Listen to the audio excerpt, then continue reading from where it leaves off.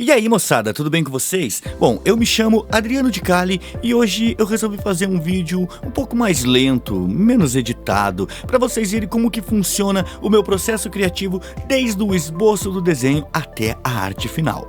E para quem já está acostumado a assistir o nosso canal, sabe que eu gosto de começar com essas elipses, tudo bem solto, tudo bem leve, dividindo ao meio, alguns círculos. E há algum tempo eu notei que artistas maiores como Jim Lee, Ryan Benjamin, eles usam a ponta da lapiseira um pouco mais grossa, eles não usam a pontadinha. E para que serve isso? Serve para que a gente não se prenda a detalhes que só vão fazer diferença no desenho quando ele já estiver construído. Agora no início, no esboço, é legal a gente se preocupar com a forma do desenho. Então essa ponta um pouco mais grossinha faz a gente ir direto ao ponto e não ficar perdendo tempo com esses detalhezinhos menores.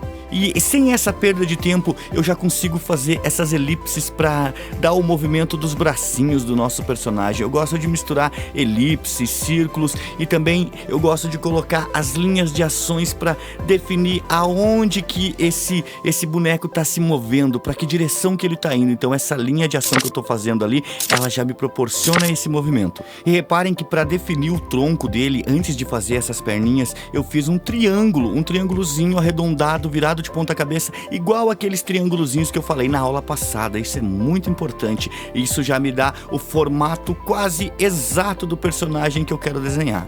E aqui eu também usei aquela outra técnica de colocar o personagem dentro de um triângulo para cima ou um triângulo para baixo, mas eu não cheguei a riscar esse triângulo. Eu só imaginei ele e coloquei o personagem ali dentro. Para quê? Para dar essa impressão de perspectiva, como se o personagem estivesse mais à frente do papel e as perninhas dele estivessem mais em segundo ou terceiro plano lá atrás no desenho. E reparem que essa linha de ação que eu falei lá do bracinho, ela funciona para o corpo todo. Todo esse corpo ele está inclinado, fazendo uma espécie de arco para dar essa expressão mais dinâmica ao desenho e o desenho não ficar aquela coisinha travada. Por isso que é legal a gente fazer o esboço quanto mais solto melhor, quanto mais clarinho for o teu esboço melhor, para que se a gente precisar consertar depois ou usar a borracha e apagar alguma coisinha, não ficar aquelas marquinhas no papel que principalmente com pintura de lápis de cor, essas marcaçõezinhas elas vão atrapalhar muito porque o lápis de cor não vai pintar, então vai ficar aquele risquinho entre a pintura e o desenho e o papel e vai ficar tudo marcadinho. Então quanto mais solto, melhor. E esse esboço que eu fiz bem simplesinho, ele é a primeira etapa. A segunda etapa é essa que eu tô fazendo agora, onde eu já começo a definir um pouco melhor as linhas. Para quem já viu a thumbnail e clicou por causa da thumb, sabe que eu tô desenhando o Formiga Atômica. Então eu já comecei a fazer o capacete dele e marcar um pouquinho mais as anteninhas para que a gente já comece a reconhecer o nosso personagem com quase 3 minutos e meio de vídeo. Para pessoas mais ansiosas, já teria pulado esse vídeo, mas eu tenho certeza que se você chegou até aqui é porque você gosta de desenhar e quer aprimorar mais ainda as suas técnicas de desenhos, e nada melhor do que assistir a artistas que a gente gosta. Então eu não aconselho você só assistir o nosso canal, mas pegue artistas maiores que você gosta, para que você entenda o estilo que eles fazem, para que você possa trazer isso para o seu próprio estilo, e aí sim você vai conseguir criar um estilo próprio em cima daquilo que você aprendeu com os seus artistas preferidos. E por falar em estilo, que eu repeti muitas vezes, estilo. Eu peguei a Formiga Atômica original, que eu já desenhei aqui no canal, eu desenhei na Inktober de 2023, deu um branco agora aqui, quase esqueci a data.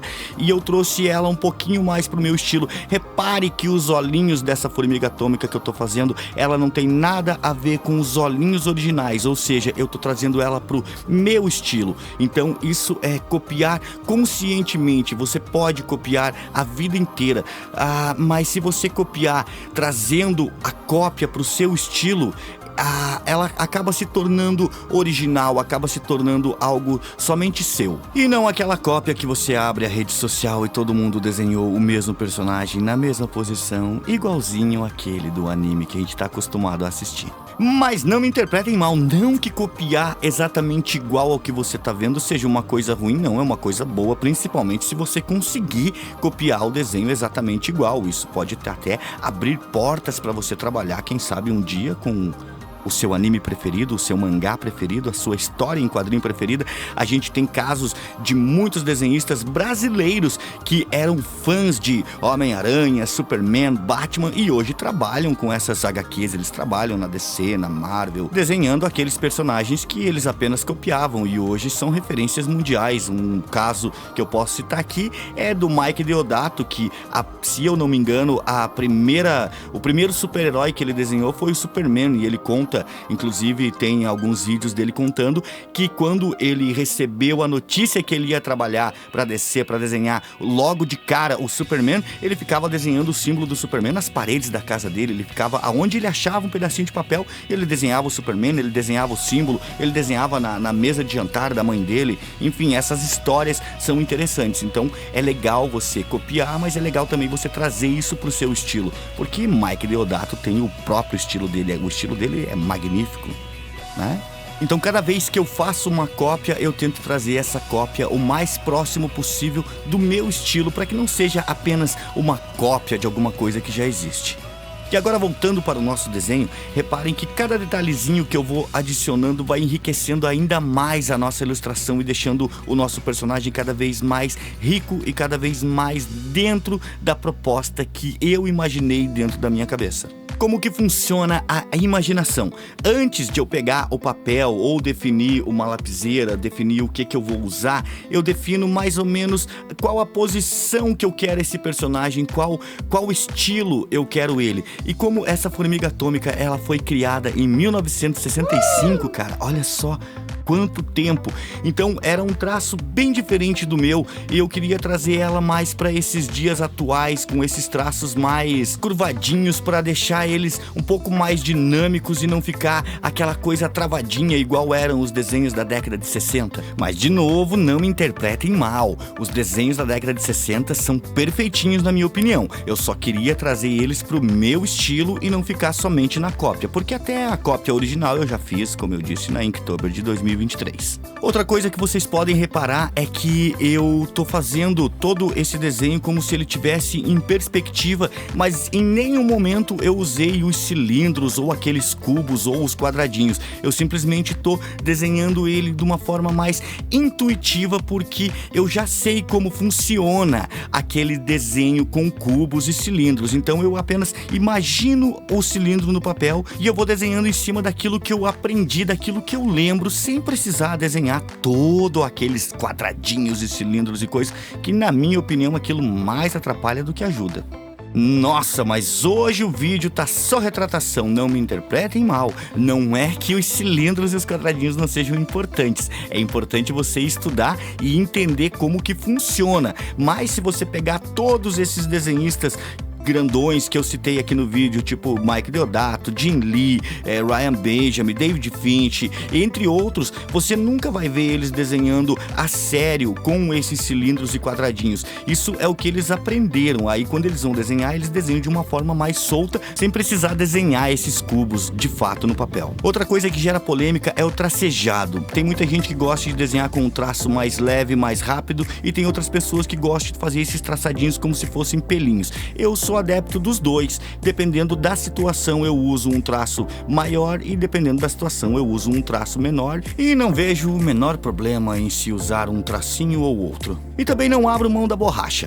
Eu acho um desperdício você não usar a borracha por uma questão de ego. Vou estragar meu desenho, não vai ficar natural porque eu usei a borracha. Ferramentas foram feitas para serem usadas quando você achar que deve usar. Se você acha que seus desenhos são tão perfeitinhos a ponto de não usar a borracha, não use. Agora, se você quer um desenho um pouco mais profissional, entre aspas, use a borracha, que isso vai melhorar bastante. Por exemplo, enquanto eu estou construindo esse desenho, eu estou acompanhando toda aquela linha de ação que eu fiz anteriormente, mas se eu achar que uma coisinha ou outra não está encaixando dentro do contexto do desenho, eu vou usar a borracha sim, porque eu quero fazer exatamente o que estava dentro da minha cabeça, ou pelo menos o mais próximo, porque às vezes a nossa imaginação é um pouquinho mais perto, um pouquinho mais rápido do que a nossa mão. Então eu preciso chegar próximo ao que eu imaginei. E infelizmente, se eu não usar a borracha, se eu não apagar, na maioria das vezes, cara, 90% das vezes, o desenho não vai ficar parecido com o que eu imaginei e no final das contas a gente acaba se frustrando. O ser humano é assim, a gente faz uma coisa, às vezes durante o processo a gente acaba gostando, mas às vezes passa uma semana e a gente olha e diz, podia ter ficado melhor isso aqui. Ou então acontece o contrário, acontece da gente fazer um trabalho na hora que a gente não tá curtindo e sei lá, um mês depois a gente olha e diz, cara, que legal que ficou isso aqui. Então a gente é muito volátil, por isso que é preciso consertar, mas consertar o mínimo possível também. Não precisa você ficar escravo da borracha, faz um risquinho e apaga. Não, usa a borracha quando você achar que tem que usar a borracha. Agora reparem comigo que quando eu tô em dúvida da perspectiva, eu uso o material que eu tenho em mãos. Por exemplo, aqui eu tô usando a minha canetinha, o meu marcador, e eu tô analisando que quanto mais próximo da câmera ele fica maior e quanto mais distante ele fica menorzinho, ele vai afunilando. Isso acontece por causa do ponto de fuga. Então você pode usar o que você tiver na mão para você tirar essas dúvidas. O que eu vou fazer é deixar essa mãozinha um pouquinho maior do que o braço, porque ele tá em perspectiva como se ele estivesse pulando, e por mais que ele não esteja numa perspectiva natural, não é um desenho que segue um padrão, eu quero dar essa impressão que a mão tá mais próxima da tela. Então eu uso o que eu tenho em mãos para poder fazer esses exemplos sem precisar desenhar o cilindro de fato. A mesma coisa eu faço com as conexões. Eu tiro a tampinha e eu analiso em que posição que vai ficar melhor o meu desenho. E você pode usar qualquer caneta que você tiver aí, não precisa ser um marcador. Você pega e tira a tampinha dela e analisa as conexões, analisa a posição e traz isso para dentro do contexto do seu desenho.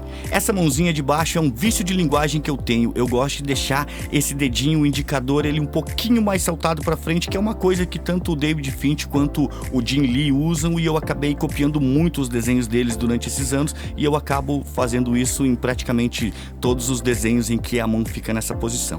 E para você não perder muito as proporções do desenho, eu gosto de deixar eles meio alinhados, tipo o joelho alinhado com a mão, para que um não fique muito grande em relação ao outro, mesmo essa pose estando numa perspectiva de baixo para cima. Eu digo isso porque dependendo da posição que você coloque o personagem, a perspectiva muda e as proporções mudam também. Então, como aqui a gente tá vendo a imagem de cima para baixo, a gente tá vendo mais a cabeça do personagem do que o corpo, tudo que tá abaixo da cabeça vai parecer menor por causa do nosso ponto de vista. Essa proporção mudaria se a gente estivesse vendo o desenho de baixo para cima, então tudo que tivesse acima dos pés ia parecer menor para que a figura ficasse mais imponente. Eu vou fazer um desenho desses qualquer dia para vocês aqui.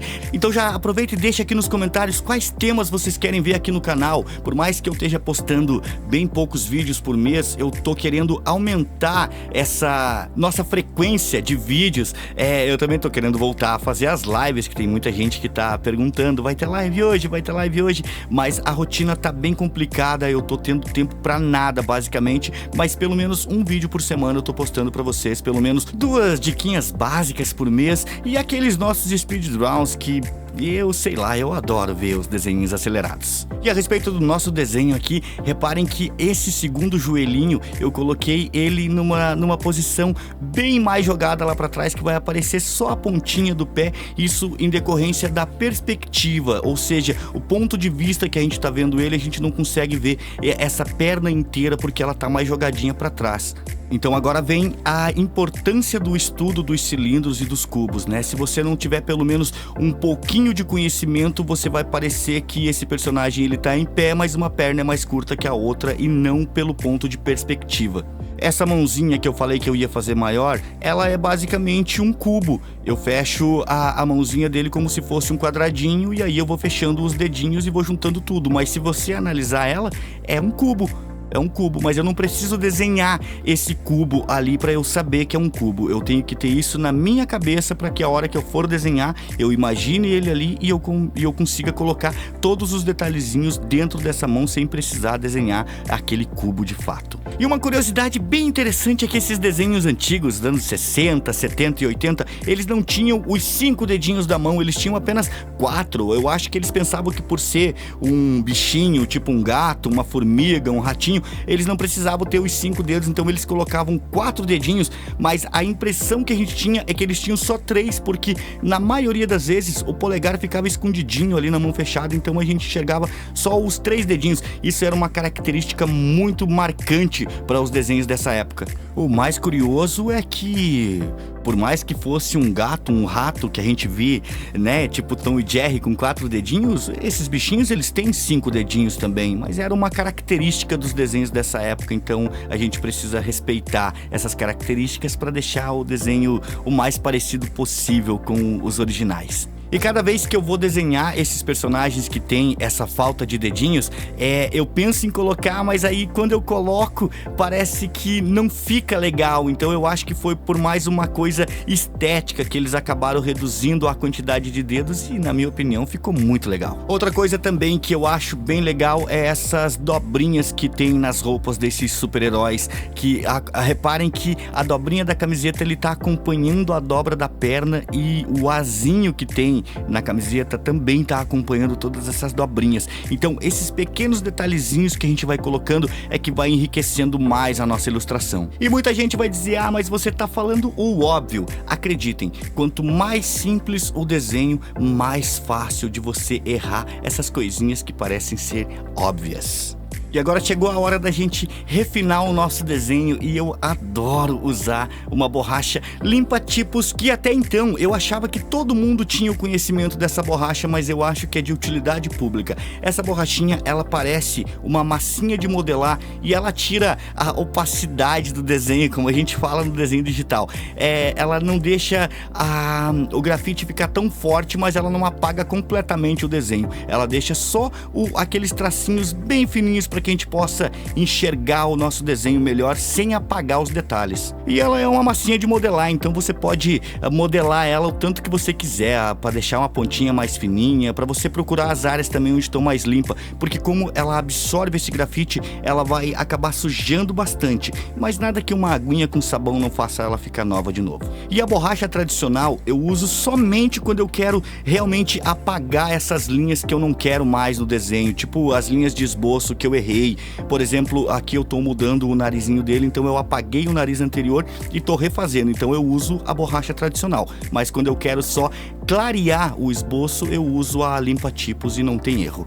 É claro que dependendo do jeito que você passar a borracha, ela vai apagar o desenho se você esfregar. Então eu gosto de usar ela como se fosse um rolinho. Eu faço esse rolinho na mão e eu vou passando no desenho, mas sem esfregar. Se você esfregar, ela vai apagar praticamente como se fosse uma borracha tradicional.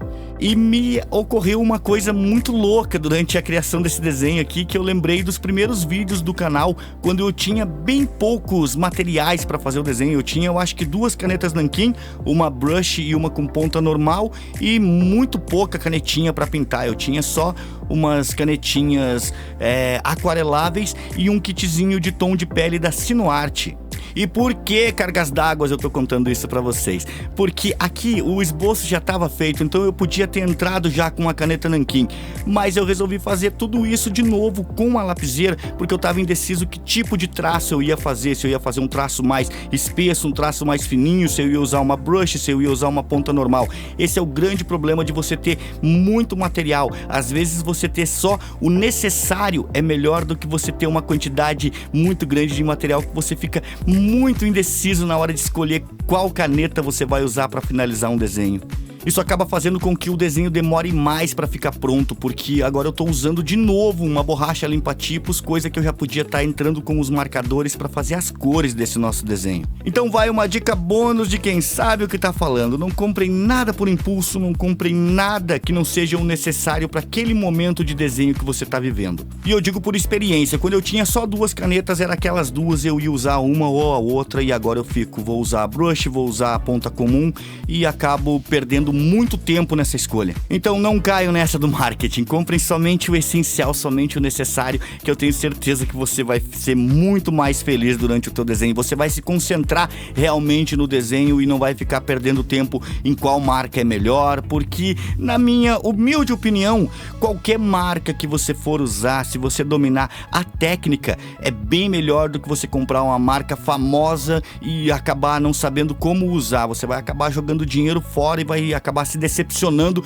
e dizendo que a marca é ruim, e não é. Às vezes o produto que você já tem em mãos é muito bom, você só não aprendeu como tirar o melhor daquele produto que você já tem. E como vocês viram, eu optei por usar uma ponta brush para fazer quase todo o contorno dele, por assim dizer, e para fazer o A eu usei uma de ponta normal porque eu não queria tanta variação de traço, eu queria que ele ficasse mais quadradinho. E para quem gosta de colorir os desenhos com marcadores, esses aqui são os da Ohuhu. Esse meu kitzinho é o kitzinho de 100 cores e tem muita cor, tem todas as cores que eu preciso e tem um monte de cor que eu nunca usei e provavelmente eu nunca vou usar. Então compra só o essencial, beleza? E essa técnica que eu tô usando é uma técnica chamada de blending, que é a mistura de cores. Eu passo um tom mais claro, depois eu venho com o mais escuro, depois eu retorno com o tom mais claro de novo, e aí eu pego um tom mais escuro ainda que o primeiro e eu passo por cima para dar essas tonalidades, para dar essa luz e sombra deles. Para quem não sabe do que eu tô falando, eu vou deixar rolando aqui no cardzinho aqui um videozinho que vai te dar um norte para você começar a iniciar as suas pinturas com blending. E é curioso como às vezes quanto mais a gente aprende sobre o desenho, mais a gente se sente preso por tanta informação. É como se ao invés de facilitar o processo, essas técnicas e teorias, elas nos fizessem esquecer a maneira instintiva e livre com que a gente desenhava antes da gente conhecer as tais técnicas. Às vezes o excesso de conhecimento, o excesso de informação e também o excesso de desinformação, ele pode paradoxalmente, olha que palavra bonita, paradoxalmente, ela nos desconectar da simplicidade criativa que a gente tinha no início, tornando o processo de desenhar mais complicado do que deveria ser. Então é isso, tudo que a gente falou nesse vídeo hoje sobre desenho é sobre simplicidade, é sobre simplificar as coisas. Se você precisa desenhar um retângulo para fazer a mão fechada, desenhe o retângulo, mas se você consegue imaginar aquele quadradinho, aquele retângulo para você fazer a mão sem precisar desenhar ele, simplifica, faz o mais simples possível que eu te garanto que você vai evoluir ainda mais nos seus desenhos. E eu espero muito que eu tenha te ajudado pelo menos um pouquinho nesse nosso vídeo de hoje, e se gostou não esquece de deixar aquele like aqui. Se ainda não é inscrito aqui no canal, se inscreve, dá essa força pra gente. A gente tá tentando fazer algo legal aqui no YouTube. E também comenta aqui embaixo qual a tua dúvida, qual a tua dificuldade no desenho, que se tiver ao meu alcance eu ficarei muito feliz em poder te ajudar. E a gente se vê no próximo desenho. Valeu!